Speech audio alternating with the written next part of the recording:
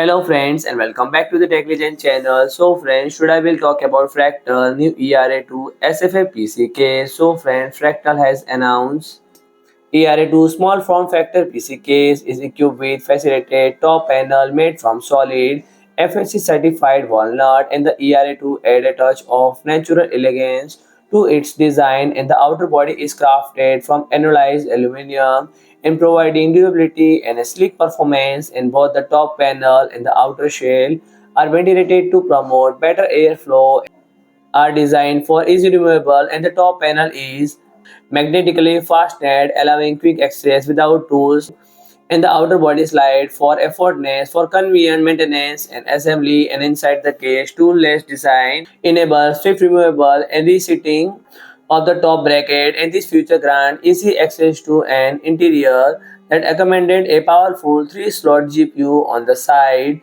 and CPU cooling solution on the other.